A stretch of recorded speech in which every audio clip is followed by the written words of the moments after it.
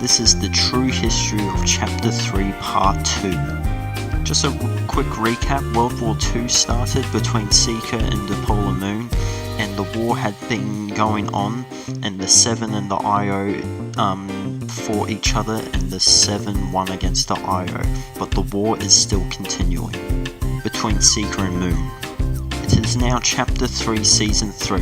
After the Seven defeated the Io, the Seven said to the Polar Moon and their forces that they would help, but they got sidetracked researching into the 0 point and seeing what is done recently. The Polar Moon didn't mind that, but he was sad that Speaking Beef couldn't fight anymore, and shortly after, Speaking Beef passed away and there was a service honouring him.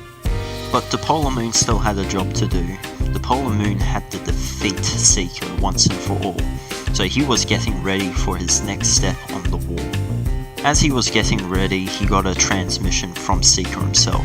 This transmission was Seeker's asking for him to talk. When the Polar Moon went to this meeting, Seeker and the Polar talked. Seeker said that they've been fighting for 3 months straight now, and that this war has gone long enough. The Polar was hesitant because he knew the history what had happened in the past between Seeker and King. But the Polar Moon listened and heard what Seeker had to say. Seeker said that he wants to surrender and end World War II between them. In return, Seeker would become his military general in everything he did, as he saw the Polar Moon as a great leader. Moon was hesitant on this, but he wanted to win. He wanted to win for what Speaking Beef had done, and wanted to finally end the war in general. So at the start of Chapter 3, Season 3, World War II had officially ended. In the Polar Moon's victory, the Polar Moon was now the leader of the whole island. Once this had happened, the Polar Moon officially announced the Fortnite Empire. The Fortnite Empire was now the nation that the Polar Moon created, and he made the Reality Tree the capital. As everyone was celebrating at the Reality Tree, Seeker had his true intentions in place. See, back in Chapter 2, Seeker did something similar, ending the war between him and King, but then shortly after, backstabbing him.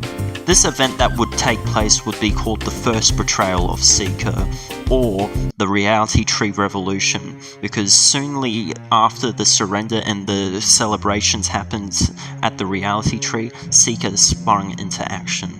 Him and his loyal supporters started a revolution, killing many civilians in the process. The Polar and his army sprung into action as well, and a massive fight over the Reality Tree started. But this surprise attack was so devastating to the Polar that they had to retreat back, and Seeker had officially won the capital city of the island. This was the start of a new war, we could say, as Seeker wanted to wage a war against the Polar Moon until he won. But the Polar Moon did not want this, as he wanted peace and as he wanted victory, as Seeker just backstabbed him. So the Polar Moon organised a talk with Seeker, a meeting you could say. He wanted to tell Seeker why he fought at the start. Seeker was wondering if the Polar Moon was going to surrender, but the Polar Moon did not want to surrender.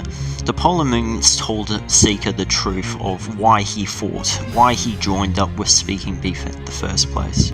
He started saying, Seeker, the reason why I fought was because you were a dictator, that you were the enemy of the island and all that stuff, and that you're the reason why all this hatred and all that stuff is around. The reason why I fought so hard is to bring peace to the island, and we finally achieved that when I was president, and when I formed the Fortnite Empire. But now there is another war because you lied once again. So the reason why we want peace is because we want to end this and stop the bloodshed of other people. Seeker and the Polar Moon talked for many hours, debating on who was the true villain and who was the true hero, but the Polar Moon's words pierced Seeker's heart, as Seeker realised that yes, he was the true bad guy in all of this, that he was the true enemy. And then he said to Depola, you know what, I was the bad guy. Do you want to peace out, and I'll change my ways starting now, as this is a new step towards peace and prosperity for everyone on the island. Depolamoon accepted this agreement, and Depolamoon was now given back the island. Depolamoon was now the leader once again of the Fortnite Empire. He then moved the capital from the Reality Tree down to Kondo Canyon, as it was a more resource and better city to host the capital. But shortly after all of this happened, riots started going across all the island. See, people thought that Seeker was still in charge, and revolutions started popping up everywhere. When Depolamoon wasn't looking, Seeker, as the military general, went out and crushed all of these revolutions, like he would do when he was leader. Depolamoon didn't really like what Seeker was doing, as this was what he was doing when he was leader. And the people didn't like Seeker because they thought he was the leader still. So Depolamoon tried to rebuild everything and try to establish that he was the new leader of the island. And this worked out pretty well, as Depolamoon went to all of these rebel groups and talked to them and negotiated with them, and finally made deals with all of these groups and all that to join the nation properly and be part of the new nation, the Fortnite Empire, as Depolamoon wanted to do this in a peaceful manner. But then a new problem arose. See, Seeker didn't like how Depolamoon was treating the whole leadership role. He didn't like it at all. But the one thing he did not like at one bit was the gun laws. He didn't like how civilians were allowed to carry guns. He said to Depolamoon that only military personnel and people that were part of the government in general were allowed to carry guns. Depolamoon didn't like this at all. He believed that everyone had the right to carry arms. He believed that if the government ever became tyrannical ever again, that the people could rise up and overthrow the tyrannical government to restore freedom. But Seeker thought this was terrible, as the people could rise up against them and overthrow them. But Depolamoon tried to make it clear that this would not happen if they were for the people. After long negotiations with Depolamoon, Seeker had to accept with what Depolamoon said since he was the leader, and Depolamoon was happy that he accepted, but he knew that Seeker did not like what he was doing as leader. He knew Seeker did not want Depolamoon as leader anymore, to be honest, but he knew that this would not happen, as he would win the election that was coming up. And this led to the next part, the presidential elections for the Fortnite Empire. 2 weeks into Depolamoon's leadership, Depolamoon announced that he would be doing presidential elections. See, he did not want to be a dictator like Seeker and not to want to rule everything with an iron fist and with control. He didn't want to be a king head figure. He wanted to be a presidential figure, a person that would hand over the leadership after 2 terms, just like the American elections. But unlike the American elections, this would be much more peaceful and civilized. Once again, Seeker thought this was a terrible idea. He thought that bringing a new leader in if Depolamoon lost could make the whole server really bad, but Depolamoon assured Seeker that he would probably win the election since they just won a war and so far has been treating everyone quite fairly.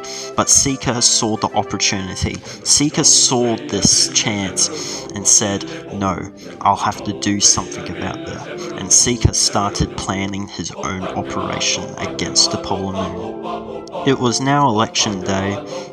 There was mainly 3 candidates that were running for election. The first, Depolamoon, the second, PBJ, and the third, Ace Chase. Depolamoon, we all know what Depolamoon did. And Ace Chase was a new player on the server, and PBJ was like Seeker's right-hand man. Depolamoon was quite sus about this, as Seeker was propping up PBJ as his main person that he was gonna vote for. Depola was quite offended by this, but he knew that this was freedom of choice and freedom to vote for whoever you want. Depola Moon also allowed a running mate, his VP. He chose Josh. Josh was a great person, and he wanted Josh to be his VP in all of this. Speech after speech, and it was officially election time. Seeker arranged the election and all of that stuff, making Depola Moon even more sus and suspect on how this was going to go. And then voting period started, and it turned out that PBJ did not win, but Depola did not win, but surprisingly Ace Chase won. Ace Chase had the weakest speech and was a new player on the server. PBJ was quite offended that this happened, as Seeker voted for Ace Chase, and Depola Moon hardly got any votes. He only got 1, and PBJ only got 3. This was a turning point for the island, as Depola Moon was offended and thought that Seeker must have rigged it, as Seeker announced that, oh, people are messaging me saying that they're voting since they can't be there. So Depola Moon shouted that this election was rigged and there was election interference.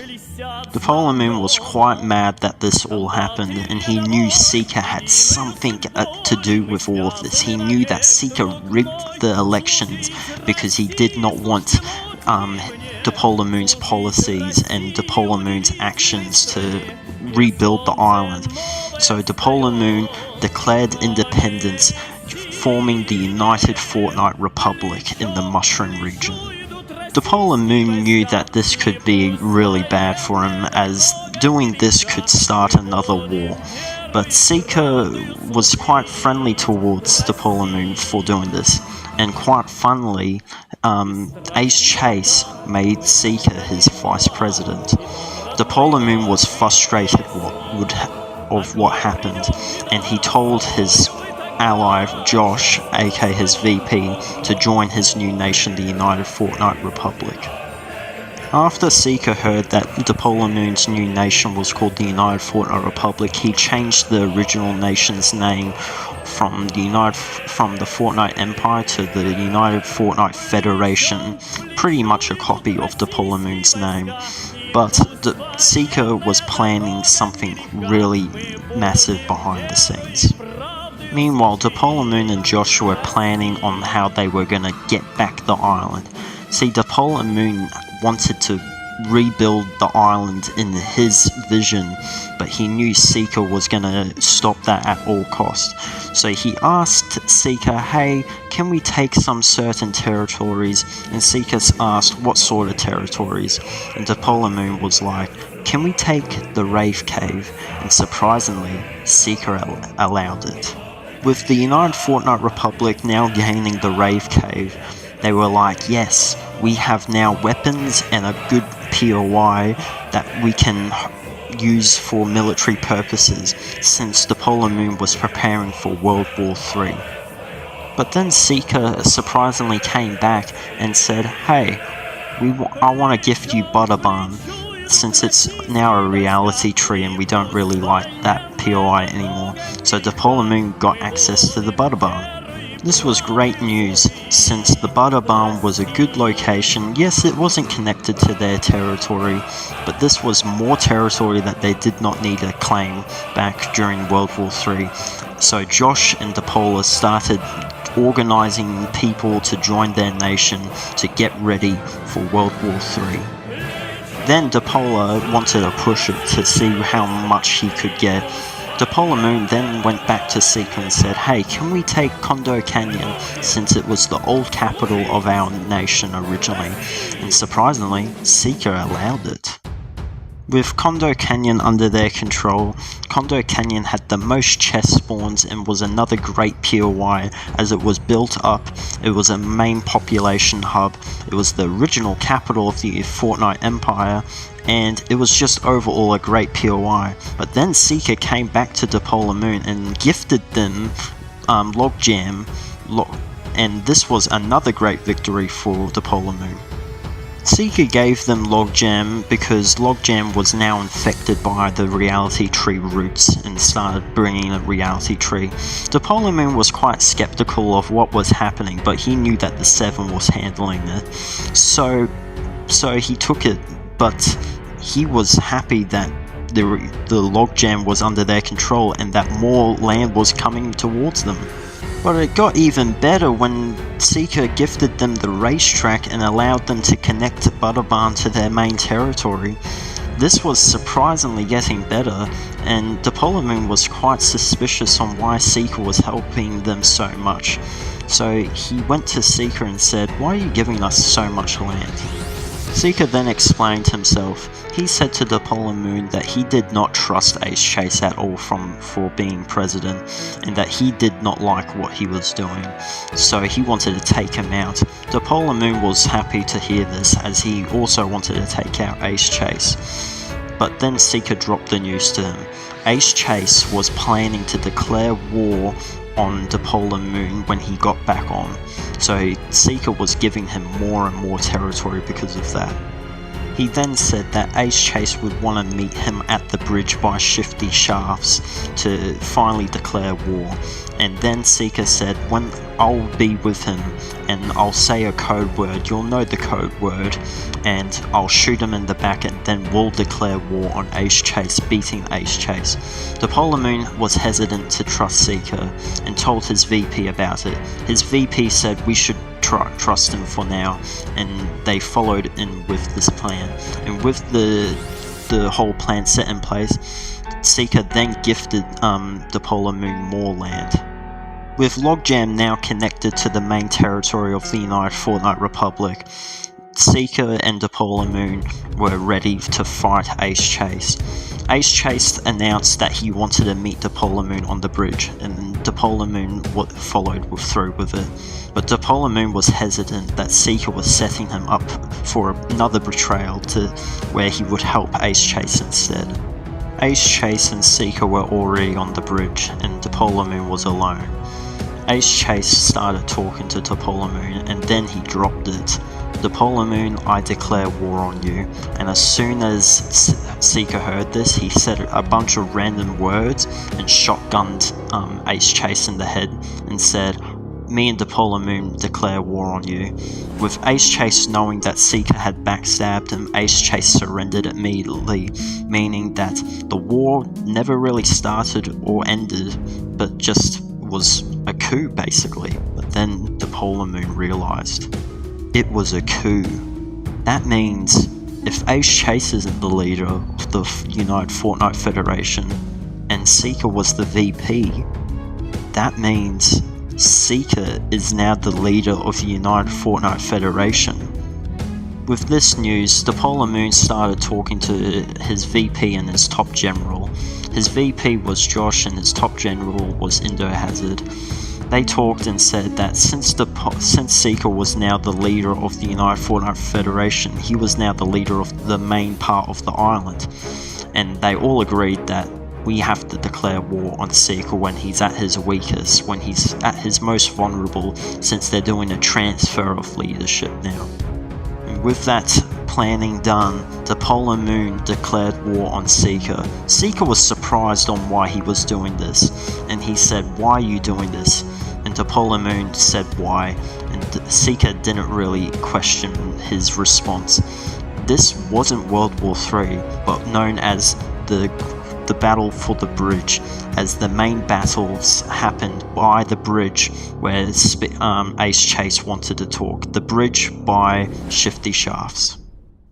This battle lasted for 3 hours with constant fighting and bloodshed, but the Polar Moon had lost. The Polar Moon lost the battle convincingly as Seeker and him 1v1, and Seeker won the 1v1.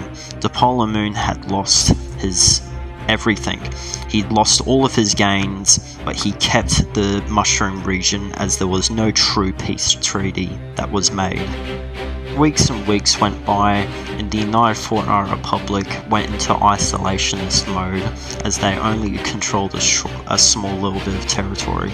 But then news broke out that during these 2 weeks, There was revolutions everywhere across the United Fortnite Federation, and that it had collapsed basically, and it was just like Mad Max style revolutions everywhere, groups roaming around and all that, and basically there was no government at all.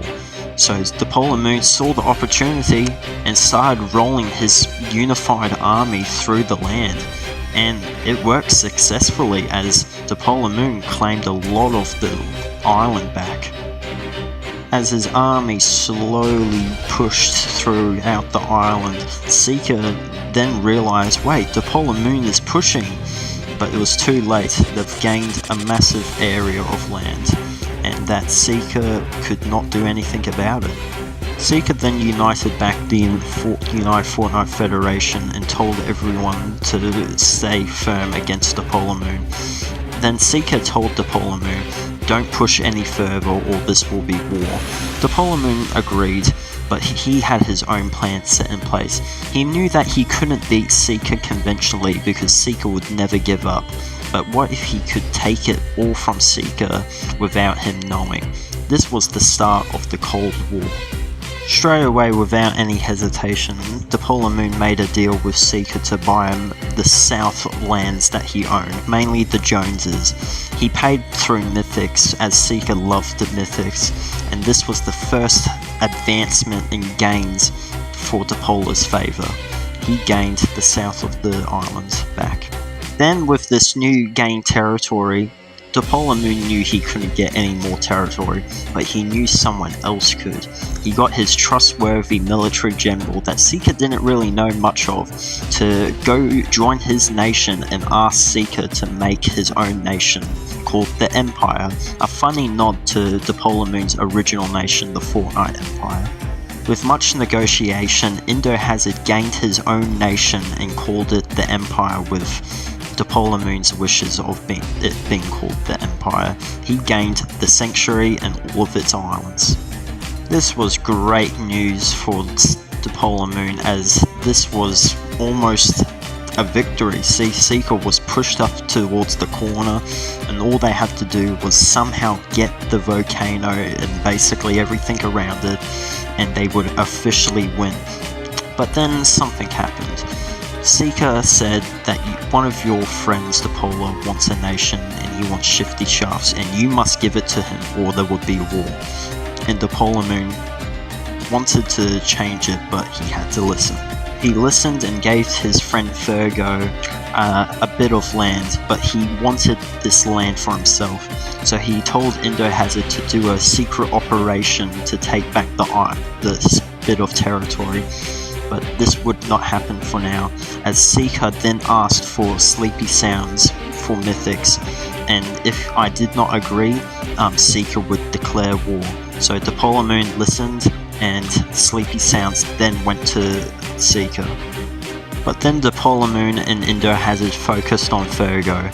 See, Fergo wanted to keep this territory and wanted to ally close to Seeker. But then Indohazard just told Fergo, hey, Seeker's declared war on you, join us. And Fergo listened, and basically we took his nation and annexed it into our United Fortnite Republic, and basically Fergo never really heard anything from Seeker ever again since he was imprisoned straight away. With this win in place, Seeker was still in the corner, and the Polar Moon, Indohazard and Josh started talking on how they could defeat Seeker. But then Seeker just gave the rest of his land to Indohazard. When the news broke out, Indohazard quickly gave back Sleepy Sounds to the Polar Moon, but in general, it was over. The Polar Moon had won. The Polar Moon had beaten Seeker.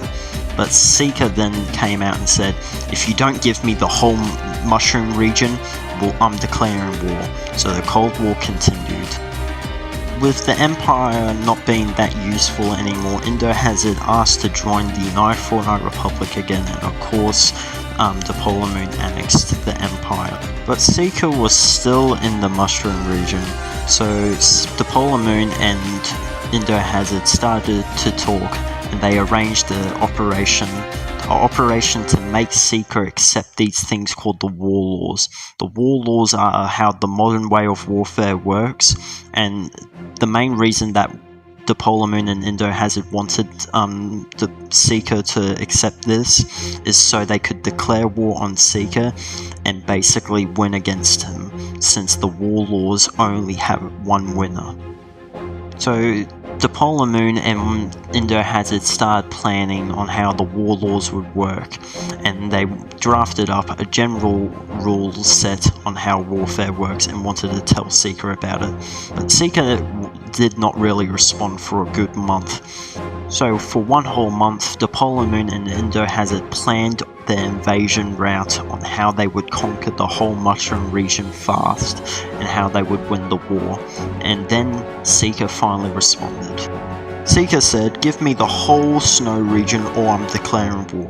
The Polar Moon was quite stressed out about this since he didn't have the War Laws in place. So he started to negotiate with Seeker. These negotiations lasted 3 hours, but it ended with Seeker giving back the Mushroom region to the United Fortnite Republic, but the Snow region was granted to him only if he accepts the War Laws. Seeker did not like this straight away, but after long talks he finally agreed and accepted the War Laws, the key part of the puzzle. With Seeker now in the Snow region, all that planning that Indo Hazard and the Polar Moon planned was all for nothing, but they had the War Laws now in set. So then they went to Seeker and declared war on Seeker, starting World War III, but Seeker was like, no. He did not want to do that. He did not want to do the War Laws, and we were like, you just accepted them.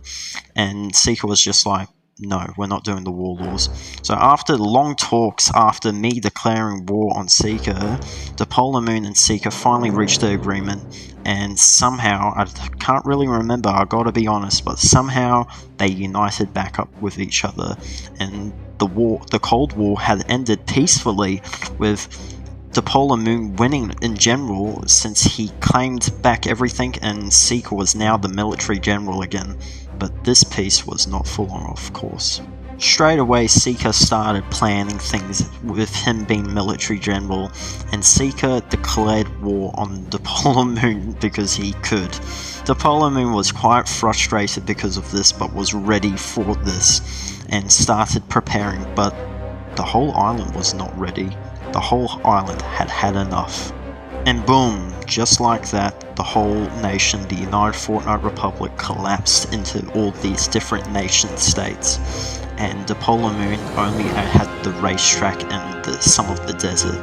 This was a disaster, but Seeker saw this as a disaster as well, but he saw this as a better opportunity of controlling everyone, since he emplaced many of his own guys as leaders, and this meant that he could basically have them as puppets.